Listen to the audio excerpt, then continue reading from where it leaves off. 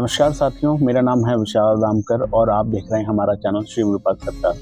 श्रीमद् वाल्मीकि रामायण के जो अध्याय हमने प्रारंभ किए हैं उसमें तीसरा अध्याय आज हम तृतीय अध्याय प्रारंभ। माघ मास में रामायण श्रवण का फल, राजा सुमति और सत्यवती के पूर्व जन्म का इतिहास।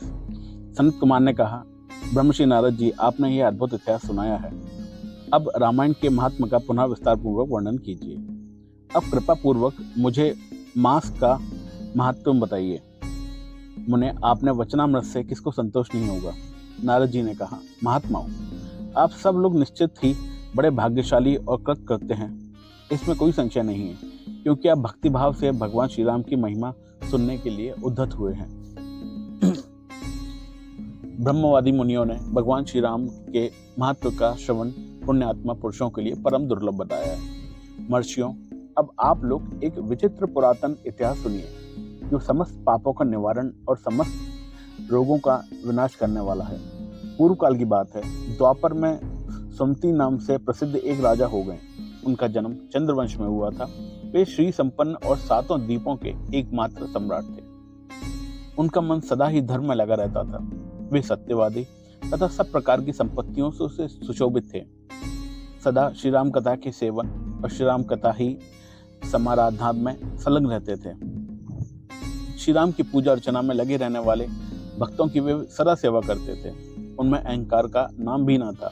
वे पूज्य पुरुषों के पूजन में तत्पर रहने वाले समदर्शी तथा सद्गुण संपन्न थे। राजा सुमति समस्त प्राणियों के लिए हितैषी, शांत, कृतज्ञ और यशस्वी थे। उनकी परम सौभाग्यशालिनी पत्नी भी समस्त लक्षणों से सुशोभित थी। उनका नाम था सत्यवती। वह पतिव्रता थी। पति में ही उनके प्राण बसते थे। वे दोनों पति पत्नी सदा रामायण के ही पढ़ने और सुनने में संलग्न रहते थे। सदा अन्न का दान करने और प्रतिदिन जलदान में प्रवृत्त रहते थे। उनका असंख्य पोखरों, बगीचों और बावड़ियों का निर्माण कराया था। महाभाग राजा सुमति भी सदा रामायण के ही अनुशीलन में लगे रहते थे। वे भक्ति भाव से भावित हो रामायण को ही बांचते और सुनते थे। इस प्रकार वे धर्मज्ञ नरेश सदा ही श्री राम की आराधना में ही तत्पर रहते थे। उनकी प्यारी पत्नी सत्यवती भी ऐसी ही थी। देवता भी उन दोनों दंपतियों का सदा भूरी भूरी प्रशंसा करते थे। एक दिन उन त्रिभुवन विख्यात धर्मात्मा राजा रानी को देखने के लिए विभांडक मुनि अपने बहुत से शिष्यों के साथ वहां आए।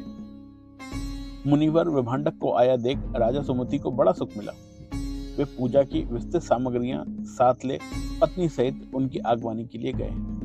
जब मुनि का अतिथि सत्कार संपन्न हो गया और वो शांत भाव से आसन पर विराजमान हो गए, उस समय अपने आसन पर बैठे हुए भूपाल ने मुनि से हाथ जोड़कर कहा। राजा बोले, भगवान, आज आपके शुभ आगमन से मैं कृतज्ञ हो गया हूँ, क्योंकि श्रेष्ठ पुरुष संतों के आगमन को सुखदायक बताकर उसकी प्रशंसा करते हैं। जहाँ महापुरुषों का प्रेम होता है, वहाँ सारी संपत्तियां अपने आप उपस्थित हो जाती हैं। वहाँ तेज, कीर्ति, धन और पुत्र सभी वस्तुएं उपलब्ध होती हैं, ऐसा विद्वान पुरुषों का कथन है। मुने, प्रभु जहाँ संत महात्मा बड़ी भारी कृपा करते हैं, वहाँ प्रतिदिन कल्याणमय साधनों की वृद्धि होती है। ब्राह्मण जो अपने मस्तक पर ब्राह्मण का चरणोदक धारण करता है, उस पुण्यात्मा पुरुष ने सब तीर्थों में स्नान कर लिया, इसमें कोई संशय नहीं है। शांत स्वरूप महर्षि, मेरे पुत्र पत्नी तथा सारी संपत्ति आपके चरणों में समर्पित है। आज्ञा दीजिए, हम आपकी सेवा करें। ऐसी बातें कहकर राजा सुमति की ओर देखकर मुनीश्वर विभांडक बड़े प्रसन्न हुए। उन्होंने अपने हाथ से राजा का स्पर्श करते हुए कहा। ऋषि बोले, राजन, तुमने जो कुछ कहा है वह सब तुम्हारे कुल के अनुरूप है। जो इस समय विनय से झुक जाते हैं, वे सब लोग परम कल्याण के भागी होते हैं। भूपाल, तुम सन्मार्ग पर चलने वाले हो। मैं तुम पर बहुत प्रसन्न हूँ। महाभाग, तुम्हारा कल्याण हो। मैं तुमसे जो कुछ पूछता हूँ उसे बताओ। यद्यपि भगवान श्री हरि को संतुष्ट करने वाले बहुत से पुराण भी थे जिनका तुम पाठ कर सकते थे, तथापि इस मार्ग में सब प्रकार से प्रयत्नशील होकर तुम जो रामायण के ही पारायण में लगे हो, तथा तुम्हारी यह साध्वी पत्नी भी सदा श्री राम की आराधना में रत है, इसका क्या कारण है? यह वृत्तांत यथावत रूप से मुझे बताओ। राजा ने कहा, भगवान सुनिए, आप जो कुछ पूछते हैं वह सब मैं बताता हूँ। मुने, हम दोनों का चरित्र संपूर्ण जगत के लिए आश्चर्यजनक है। साधु शिरोमणि, पूर्व जन्म में मैं मालती नामक शूद्र था। सदा कुमार्ग पर ही चलता और सब लोगों के अहित साधन में ही संलग्न रहता था। दूसरों की चुगली खाने वाला, धर्मद्रोही, देवता संबंधी द्रव्य का अपहरण करने वाला तथा महापातकियों के संसर्ग में रहने वाला मैं देव संपत्ति से ही जीविका चलाता था। गो हत्या, ब्राह्मण हत्या और चोरी करना, यही अपना धंधा था। मैं सदा दूसरे प्राणियों की हिंसा में ही लगा रहता था। दिन प्रतिदिन दूसरों से कठोर बातें बोलता, पाप करता और वैश्याओं में आसक्त रहता था। इस प्रकार कुछ काल तक घर में रहा। फिर बड़े लोगों की आज्ञा का उल्लंघन करने के कारण मैं सभी भाई बंधुओं ने मुझे त्याग दिया। मैं दुखी होकर वन में चला गया। वहां प्रतिदिन मृगों का मांस खाकर रहता और कांटे आदि बिछाकर लोगों के आने जाने का मार्ग अवरुद्ध कर देता। इस तरह अकेला बहुत दुख भोगता हुआ मैं उस निर्जन वन में रहने लगा। एक दिन की बात है, मैं भूखा प्यासा थका मांदा निद्रा में झूमता हुआ एक निर्जन वन में आया। वहां देवयोग से वशिष्ठ जी के आश्रम पर मेरी दृष्टि पड़ी।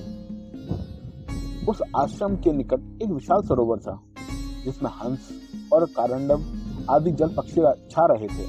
मुनीश्वर, यह सरोवर चारों ओर से वन्य पुष्प समूह द्वारा आच्छादित था। वहां जाकर मैंने पानी पिया और उनके तट पर बैठकर अपनी थकावट दूर की। फिर कुछ वृक्षों की जड़ें उखाड़कर उनके द्वारा अपनी भूख बुझाई। वशिष्ठ के उस आश्रम के पास ही मैं निवास करने लगा। टूटी फूटी स्फटिक शिलाओं को जोड़कर मैंने वहां दीवार खड़ी कर दी। फिर पत्तों, तिनकों और काष्ठों द्वारा एक सुंदर घर बना लिया। उसी घर में रहकर मैं व्याधों की वृत्ति का आश्रय ले नाना प्रकार से मृगों को मारकर उन्हीं के द्वारा 20 वर्षों तक अपनी जीविका चलाता रहा। तदंतर मेरी ये साध्वी पत्नी वहां मेरे पास आई। पूर्व जन्म में इसका नाम काली था। काली निषाद कुल की कन्या थी और विंध्य प्रदेश में उत्पन्न हुई थी। उसके भाई बंधुओं ने उसका त्याग कर दिया था। वह दुख से पीड़ित थी। उसका शरीर वृद्ध हो चला था। ब्राह्मण, वह भूख प्यास से शिथिल हो गई थी और इस सोच में पड़ी थी कि भोजन का कार्य कैसे चलेगा। देवयोग से घूमती घामती वह उस निर्जन वन में आ पहुंची जिसमें मैं रहता था। गर्मी का महीना था। बाहर इसे धूप सता रही थी और भीतर मानसिक संताप अत्यंत पीड़ा दे रहा था। इस दुखिग्नी नारी को देखकर मेरे मन में बड़ी दया आई। मैंने इसे पीने के लिए जल तथा खाने के लिए मांस और जंगली फल दिए। ब्राह्मण, काली जब विश्राम कर चुकी तब मैंने उससे उसका यथावत वृत्तांत पूछा। महामुने, मेरे पूछने पर उसने जो अपने जन्म कर्म निवेदन किए थे उन्हें बताता हूँ, सुनिए। उसका नाम काली था और वह निषाद कुल की कन्या थी। विद्वान, उसके पिता का नाम दाम्भिक था। वह उसकी पुत्री थी और विंध्य पर्वत पर निवास करती थी। सदा दूसरों का धन चुराना और चुगली खाना ही उसका काम था। एक दिन उसने अपने पति की हत्या कर डाली, इसलिए भाई बंधुओं ने उसे घर से निकाल दिया। ब्राह्मण, इस तरह परित्यक्त काली उस दुर्गम एवं निर्जन वन में मेरे पास आई थी। उसने अपनी सारी करतूतें मुझे इसी रूप में बताई थी। मुने, जब वशिष्ठ जी के इस पवित्र आश्रम के निकट मैं और काली दोनों पति पत्नी का संबंध स्वीकार करके रहने लगे और मांसाहार से ही जीवन निर्वाह करने लगे, एक दिन हम दोनों जीविका के निमित्त कुछ उद्यम करने के लिए वहां वशिष्ठ जी के आश्रम पर गए। महात्मन, वहां देवर्षियों का समाज जुटा हुआ था। वही देखकर हम लोग उधर गए थे। वहां माघ मास में प्रतिदिन ब्राह्मण लोग रामायण का पाठ करते दिखाई देते थे। उस समय हम लोग निराहार थे और पुरुषार्थ करने में समर्थ होकर भी भूख प्यास से कष्ट पा रहे थे, अतः बिना इच्छा के ही वशिष्ठ जी के आश्रम पर चले गए थे। फिर लगातार 9 दिन तक भक्ति पूर्वक रामायण की कथा सुनने के लिए हम दोनों वहां जीते रहे। मुने, उसी समय हम दोनों की मृत्यु हो गई। हमारे उस कर्म से भगवान मधुसूदन का मन प्रसन्न हो गया, अतः उन्होंने हमें ले आने के लिए दूत भेजे। वे दूत हम दोनों को विमान में बैठाकर भगवान के परम पद उत्तम धाम में ले गए। हम दोनों देवारी देव चक्रपाणी के निकट जा पहुंचे।